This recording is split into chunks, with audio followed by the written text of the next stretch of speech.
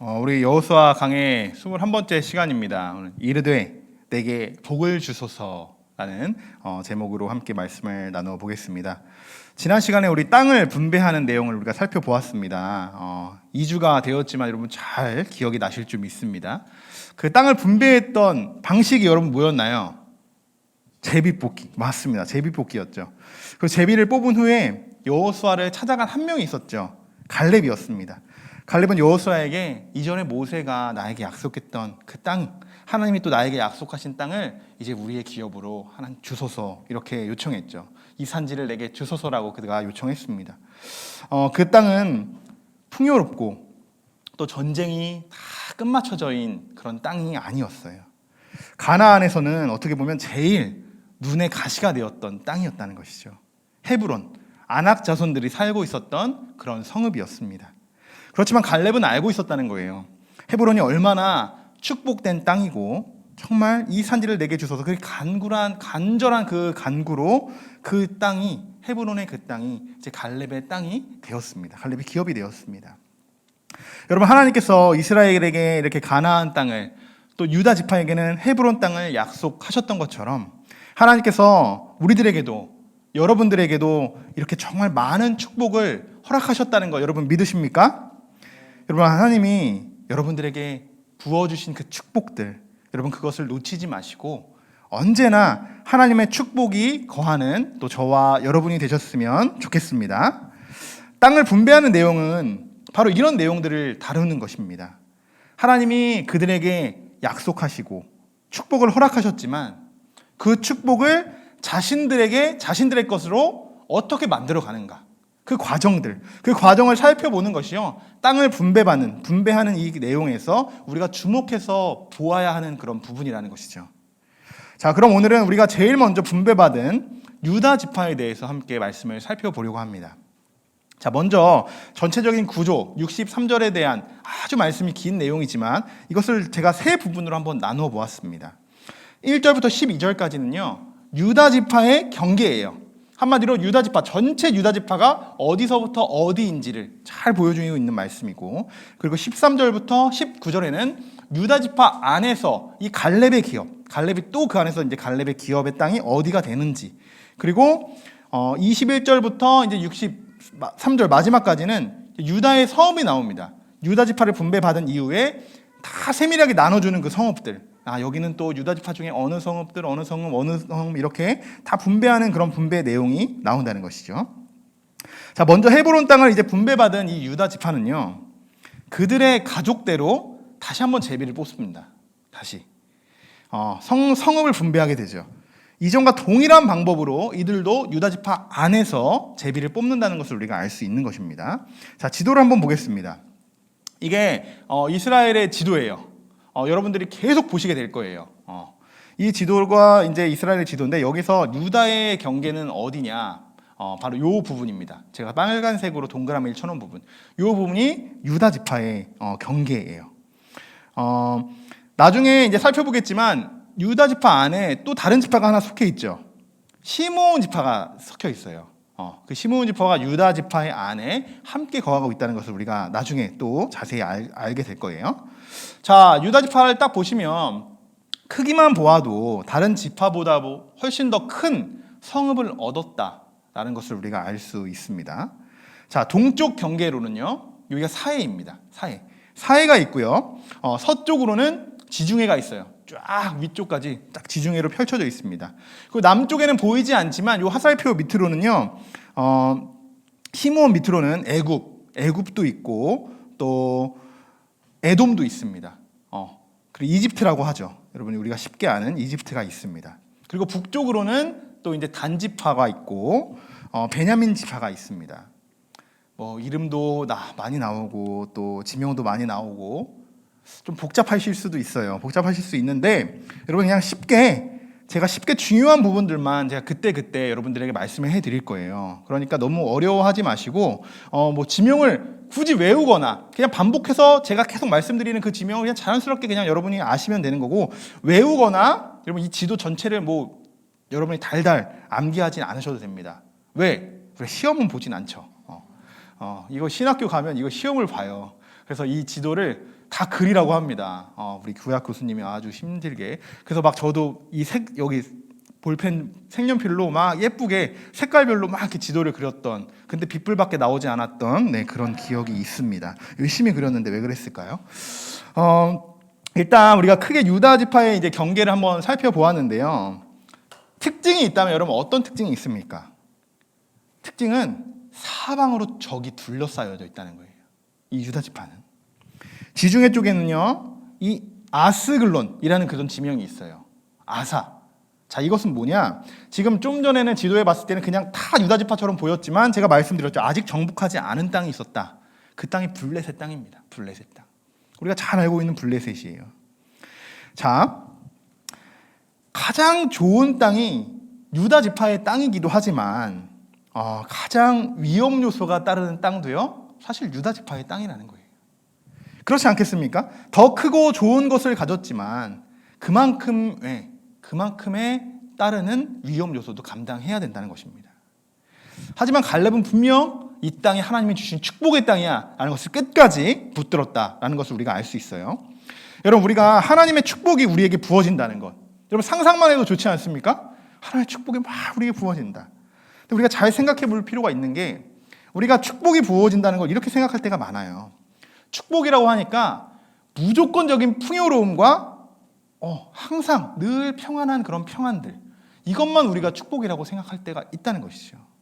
그러나 하나님이 주시는 축복 안에는 우리 스스로가 감당해야지 얻어지는 축복도 있다는 것입니다.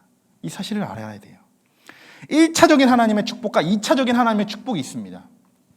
1차적인 하나님의 축복은요, 평화로움과 이 평온함, 풍요로운 축복이 아니라는 것입니다. 이것은 1차적인 축복이 아니에요. 1차적인 하나님의 축복은 무엇이냐? 무한한 하나님의 은혜가 우리에게 임하는 것. 이것이 1차적인 하나님의 축복이라는 것입니다. 이것이 먼저 우리에게 여러분 축복으로 다가오셔야 합니다. 그리고 그 뒤에 하나님이 우리에게 주신 축복을 우리 스스로가 발견하고 우리 스스로가 찾고 그것을 축복으로 우리가 만든다는 것입니다.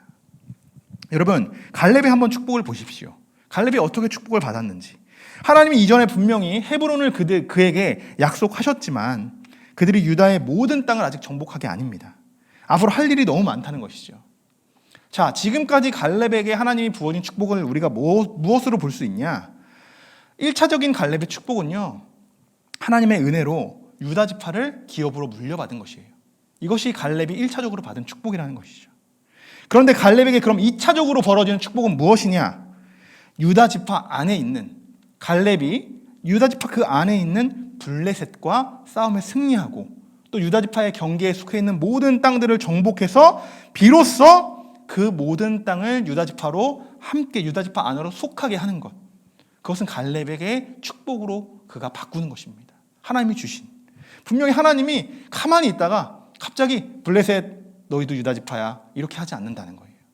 갈렙이 그 유다 지파를, 그 블레셋을 물리치고 그것을 정복해야 그것이 갈렙의 축복이 된다는 것입니다. 다시 말해 우리에게도 갈렙과 같이 하나님께서 우리에게 무한한 은혜를 부어주시고 우리의 삶 속에서 정말 많은 일들을 계획해 놓으셨다는 것입니다. 우리는 알 수 없어요. 그러나 지금 그 일들이 그 축복인지 우리는 지금 알 수 없지만 앞으로 우리가 그 축복을 발견해야 된다는 것입니다. 우리가 싸워서 승리해야 되고 우리가 싸워서 겪어봐야 된다는 것입니다. 그 축복이 어떤 것인지 우리가 발견해 나가야 된다는 것이죠. 그렇게 그 문제의 끈을 우리가 하나하나 풀어가면서 하나님이 우리에게 주신 축복이 이런 것이구나. 이래서 하나님이 정말 그 축복을 우리에게 이렇게 안겨주신 거구나. 그 순간 그 하나하나의 축복을 발견할 때 우리가 하나님의 뜻을, 하나님의 계획을, 하나님의 축복을 우리가 깨닫게 되는 것입니다. 여러분, 하나님의 축복은요, 로또가 아니에요. 한 번에 엄청나게 무언가가 막 부어지는 그런 축복이 아니라는 것입니다.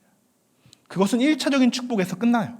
하나님의 무한한 은혜가, 무한한 영광이 우리에게, 하나님의 자녀되는 권세가 우리에게 부어진다는 것, 그것이 첫 번째 1차적인 축복이지. 여러분, 축복은요, 하나님의 뜻을 끝까지 붙들고 믿음으로 승리할 때, 그때 우리에게 주어지는 것이 바로 축복이라는 것입니다.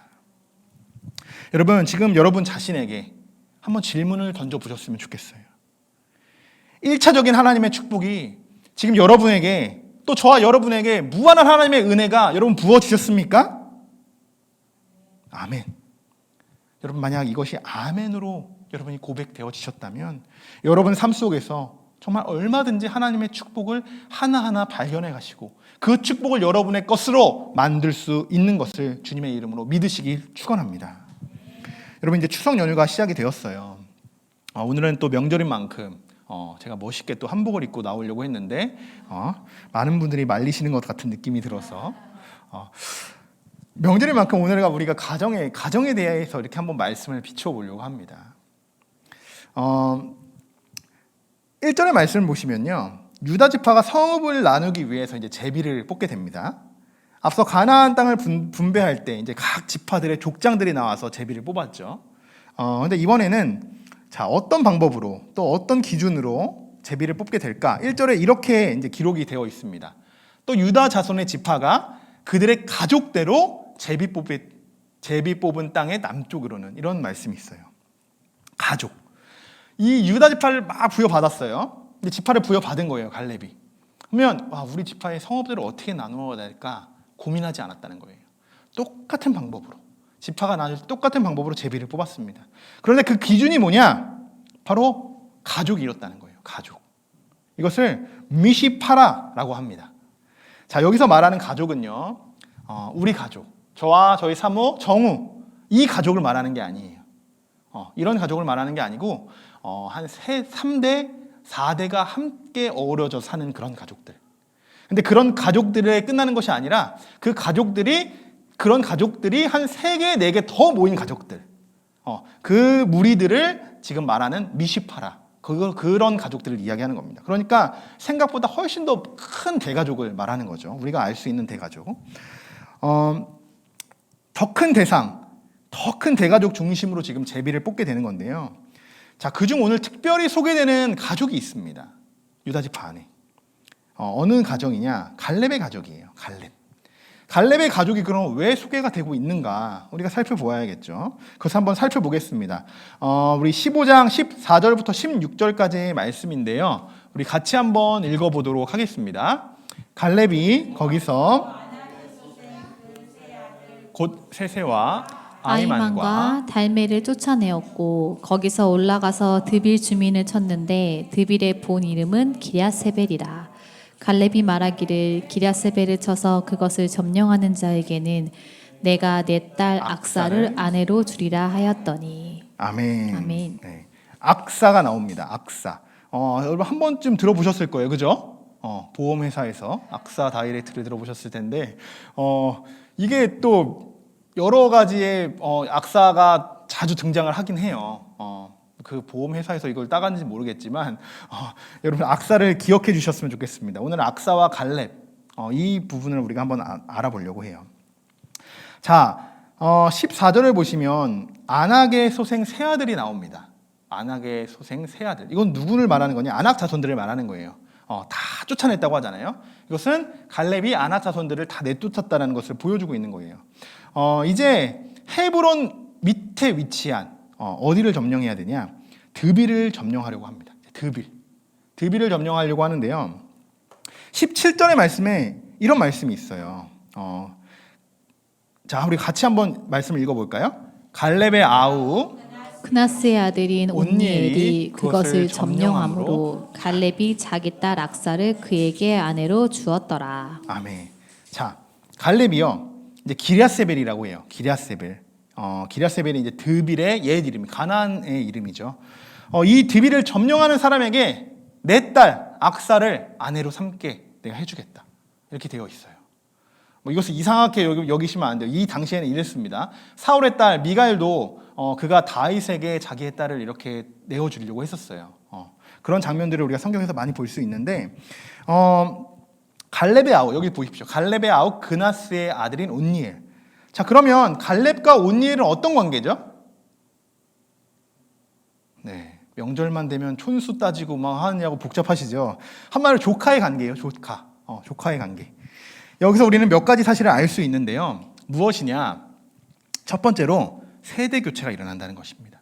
세대 교체. 갈렙은 이제 여호수아처럼 나이가 많이 들었어요. 이제 새로운 시대가 열렸고 이제 갈렙은 이제 뒤에서 지휘관을 맡는 그 지휘의 역할을 이제 맡게 됩니다. 앞서 나가서 싸울 수 있는 용사를 그가 세워야 했던 것이에요. 유다 지파를 지금까지 내가 이끌어갔지만 이제 유다 지파를 정말 싸워서 이겨서 일선에서 싸울 그 용사를 그가 찾고 있었습니다.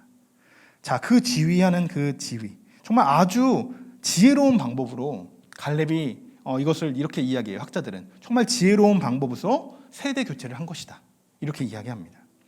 또 좋은 용사, 좋은 사이를 그가 얻을 수 있었어요. 그래서 여러분 나중에 보시면 알겠지만 이 온니엘이란 이 사람은요, 우리가 이제 사사기에 가면 우리 사사 시대가 이어지지 않습니까? 사사 시대의 첫 번째 사사가 이 온니엘입니다. 그래서 오늘 이 사건이 아주 그 온니엘의 이제 나중에 그 사사 시대에 나오는 이 용사들에 대해서 나올 텐데 그것에 아주 지금 기초가 되는 그런 말씀이에요. 오늘 말씀이. 이렇게 해서 온니엘이 유다 지파를 지휘하게 되었다는 것입니다.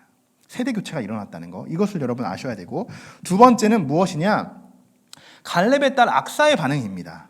자, 18절과 19절을 우리 한번 같이 읽어보겠습니다. 악사가 출가할 때에 그에게 청하여 자기 아버지에게 밭을 구하고자 하고 나귀에서 내림에 갈렙이 그에게 묻되 네가 무엇을 원하느냐 하니 이르되 내게 복을 주소서. 아버지께서 나를 네겝 땅으로 보내시오니 샘물도 내게 주소서 하매 갈렙이 윗샘과 아랫샘을 그에게 주었더라. 아멘. 자, 이르되 내게 복을 주소서. 오늘 말씀 제목이기도 하죠. 자, 이 말씀이 여러분 딱 눈에 들어오셨어야 돼요. 이 말씀이. 악사가 갈렙에게 요청했던 것은요, 복이었어요. 복. 아버지, 내게 복을 주소서. 이렇게 요청했다는 거예요. 자, 베레카라는 말이 있습니다. 이르세 내게 주소서. 베레카라는 말이 있는데요. 이것은 복을 의미하는 그런 히브리어 단어입니다. 자, 많은 학자들이 이 구절에 대해서 연구를 하는데 악사가 요청했던 이 복의 의미에 대해서 이야기를 합니다. 자, 어떻게 이야기하냐? 여기서 갈렙에게 요청했던 이 복은 단순히 물질적인 복만을 의미하는 것이 아니다 라는 것이에요.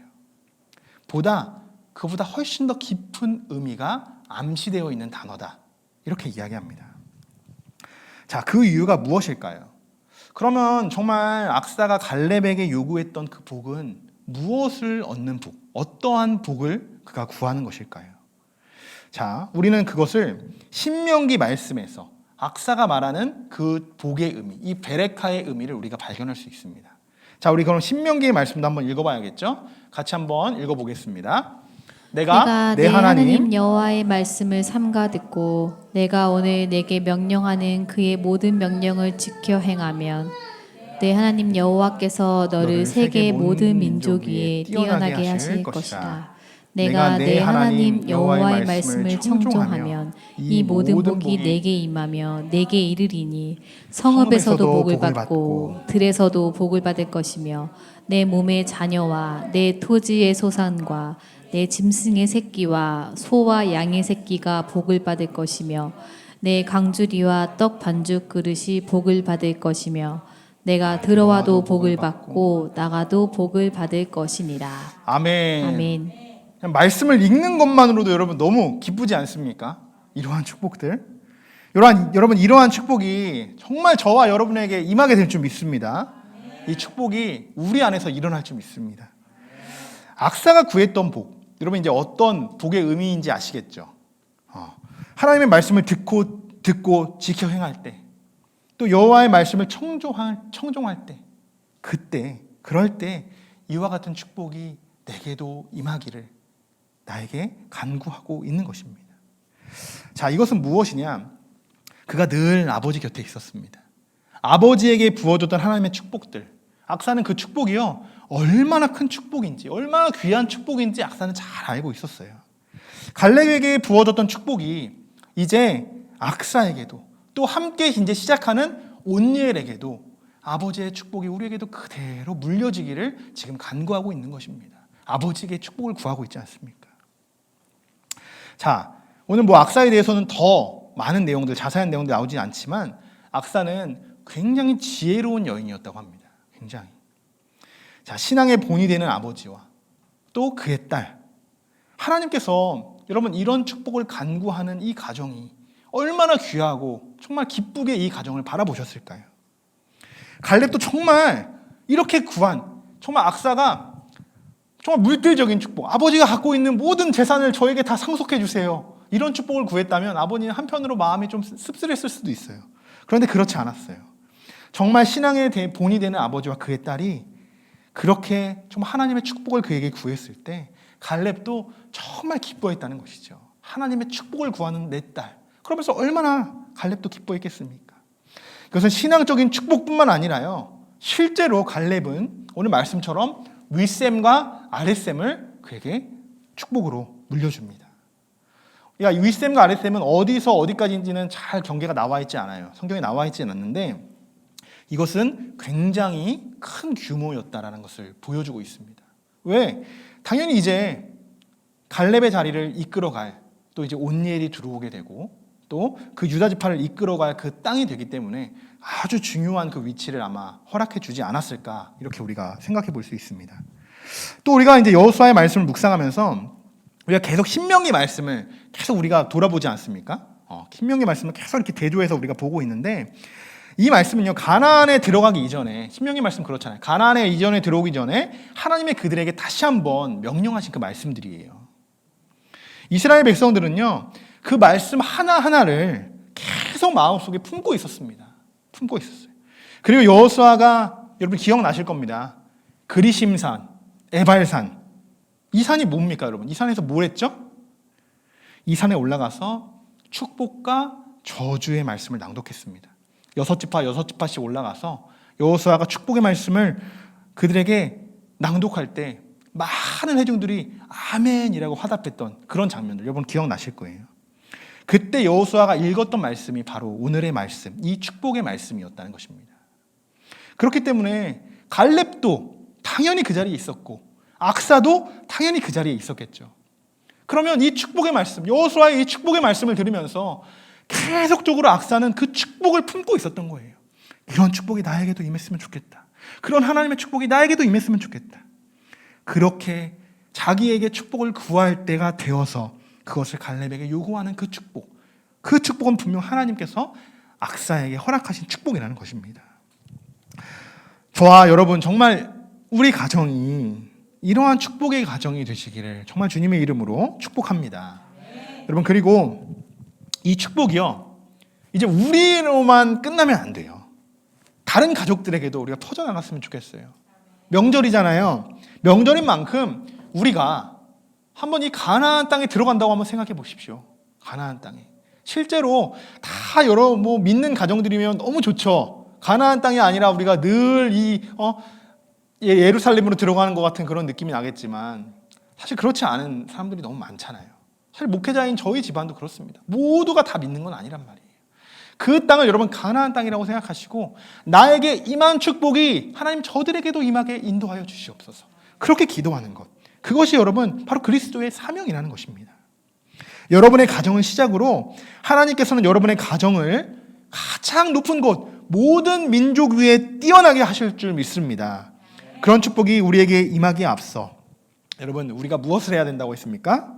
우리도 축복을 받기 위해 하나님이 나에게 주신 그 축복을 받기 위해서 우리가 감당해야 할 것이 있다는 것, 여러분 그것을 기억하셔야 돼요. 그것을 그냥 주어지지 않습니다. 세상에는 공짜가 없습니다. 자, 그럼 그것이 무엇이냐? 우리가 무엇을 어떻게 감당해야 되는가? 두 가지입니다. 자, 첫 번째 우리 한번 같이 따라해 볼까요? 여호와의 말씀을 청종합시다. 네, 사람들이 너무 많아가지고 한 5분 정도 가네요. 자, 같이 한번 읽어볼까요? 다시 시작. 여호와의 말씀을 청종합시다. 자, 그 옆에 다시 읽겠습니다. 여호와의 명령을 지켜 행합시다. 아멘. 아멘. 자, 바로 이 두 가지가 하나님의 축복을 받기 위해 우리에게 먼저 필요하다는 것입니다. 오늘 말씀에서 분명히 갈렙이 이야기하고 있고 악사가 이야기하고 있어요. 자, 분명 우리 추석 명절인데요. 우리가 사실 기쁨보다는 우리들에게는 정말 영적 싸움이 있는 그런 기간 중에 하나예요. 왠지 아시죠? 이 추석, 설은 사실 유교 문화에서 내려온 절기잖아요. 그렇기 때문에 너무 기쁘게만 받아들일 수 없는 것이 사실이에요. 하지만 여러분, 그렇다고 너무 아니 우린 추석 싫어, 아니야 추석은 우리가 지키면 안 돼, 이렇게 할 필요도 없고 너무 매이지도 말고 가족과 함께 정말 즐거운 기쁜 시간을 보내시는 것, 그리고 그것에 우리가 감사의 의미를 여러분 두시기 바랍니다. 자, 우리의 나라가 모든 절기가 이스라엘처럼 이렇게 성탄절 같은 이런 절기로 되어 있으면 얼마나 좋겠습니까? 그죠? 저만 그런가 봐요. 저는 그렇게 원하진 않아요. 그럼 성탄절 같은 절기면 여러분 교회에서 얼마나 많은 행사를 준비해야겠습니까? 네, 현실적인 생각을 한번 해보았습니다. 자, 그런데 보십시오, 여러분. 우리는 설날, 추석, 심지어 석가탄신일까지 빨간 날이 되기를 얼마나 기다렸습니까? 이것은 지금 이 시대에 사실 우리에게 주어진 현실이에요. 우리에게 주어진 그런 상황들입니다. 우리가 이것을 아예 배제시키려고 해도 배제시켜주지 않지만 그것을 우리가 배제시키는 것이 아니라 저는 이렇게 생각합니다. 우리가 유교 문화, 우리가 그것에 대해서 다른 타종교에 대해서 이렇게 생각해요. 인정하지는 않지만 오직 유일한 하나님만을 우리는 인정하잖아요. 그들을 인정하지 않지만 존중하는 거예요. 존중하면서 또 한편으로는 어떻습니까? 안타까운 마음으로 그들을 위해서 우리가 기도할 수 있어야 한다는 것입니다. 기도하면서 우리가 하루하루를 보낼 수 있어요. 친척들 만난다고 저 불교 집안이라고, 야 너희 집안과 우리 집안 그러면 안 되지 막 그러면서 싸우면 여러분 좋겠습니까? 하나님이 참 좋아하시겠어요. 그런 게 아니에요. 그들의 마음도 존중해주면서 그들을 위해 기도하고 그들을 향한 하나님의 마음이 계속 우리를 통해 비춰지기를 우리가 간구하는 것입니다. 여러분, 그런 가정이 여러분이 되셨으면 좋겠습니다. 자, 63절 정말 현실적인 말씀을 또 한 번 보여주고 있어요. 자, 63절에 이런 말씀이 있어요. 같이 한번 읽어보겠습니다. 예루살렘 주민 여부스 족속을 유다 자손이 쫓아내지 못하였으므로 여부스 족속이 오늘까지 유다 자손과 함께 예루살렘에 거주하니라. 아멘. 자, 가나안을 이제 정복하고요. 유다 지파도 성읍들을 다 분배했지만 어떻습니까? 예루살렘의 주민 여부스 족속, 그들을 아직 쫓아내지 못했습니다. 어떻게 보면 좀 아이러니한 상황이죠. 다 쫓아낸 것 같지만 쫓아내지 못했어요. 왜 그랬을까요? 많은 이유들이 있다고 해요. 약간 그런 거예요. 경계와 경계선 사이에 이 족속이 있었다라고 주장하는 학자들이 있더라고요. 그런 거죠. 길을 하나 내야 되는데 길 하나를 건너면 수원이에요. 근데 길을 또 이쪽으로 건너면 여긴 또 화성시예요. 근데 그 길을 그러면 수원시가 개발해라, 아니면 화성시가 개발해라. 그렇게 계속 서로 미루다가 결국 개발하지 못하고 계속 그냥 그 길은 국일로 남아있는 것. 이 예루살렘의 주민 여부스 족속이 그랬다는 것입니다. 굉장히 심지어 중간에 껴있는데 그것을 이들이 좀 약간 방관했다. 이것은 분명히 하나님의 죄악 중에 죄악으로 속한다라고 성경에 기록도 되어 있어요. 이것은 옳지 않은 것은 분명히 보여주고 있습니다. 그러나 그럼 하나님의 약속이 다 온전히 이루어진 거 아니지 않냐라고 이야기하지만 그렇지는 않습니다. 왜냐? 다윗 시대에 다윗이 그들을 다 쫓아내고요. 그 자리를 왕도의 자리로 그 자리를 세우게 됩니다. 자, 역시 하나님의 계획은 지금이 아니어도 그 후에도 계속 일어난다는 것을 보여주고 있죠. 근데 우리가 조심해야 되는 것은 이거예요. 아무리 작은 그 세력들, 이 예루살렘의 주민이지만요, 무엇을 조심해야겠죠? 가나안 사람들이기 때문에 그들의 문화가 남겨져 있다는 거예요. 그들의 신앙, 그들의 이방 신들이 남아 있다는 거예요. 아직 하나님은 그것을 계속 염려하고 계신다는 거예요. 조금이나마 그들의 신앙을 물려받지 않기를, 그것을 하나님께서는 걱정하고 계신 것입니다. 여러분, 세상에는 빛과 어두움이 사실 공존합니다. 또 선과 악이 공존하는 것처럼 이것은 우리의 힘으로 어떻게 할 수가 없어요. 아무리 태양을 우리의 손바닥으로 가려도 그 태양이 없어지는 것이 아니잖아요. 또 하나님을 믿는 자녀들과 그렇지 않은 자녀들도 나눠집니다. 우리가 다 어떻게 할 수 없는 부분이죠. 그럼 우리는 무엇을 어떻게 해야 되냐? 이 상황에서 우리는 무엇을 어떻게 해야 되냐? 어둠보다는 우리가 빛으로, 악보다는 우리가 선으로, 우리가 이 세상에서 정말 선한 빛으로, 하나님이 우리에게 주신 그 밝게 비춰주시는 그 선한 빛으로 우리가 이 세상을 밝혀 나가야 하는 줄 믿습니다. 결국에는요, 여러분, 빛이 어둠을 이깁니다. 선이 악을 이기게 됩니다. 이것이 하나님의 진리예요. 여보스 족속도요, 분명 후에는 다윗의 그 진리, 하나님의 말씀대로 다 점령 나갑니다. 사랑하는 성도 여러분, 영적으로 흔들리지 않기를 소망합니다. 추석인 만큼 더욱더 우리 그리스도의 이 빛이 많은 이들에게 전달되고 비춰졌으면 좋겠습니다. 그 뒤에 여러분, 그리고 하나님의 놀라운 축복이 그 안에 숨겨져 있다는 그 비밀, 여러분 그 비밀을 믿으시고 여러분 가정에도 여러분의 하나님의 축복이 언제나 넘쳐 흘러나시기를 주님의 이름으로 축원합니다.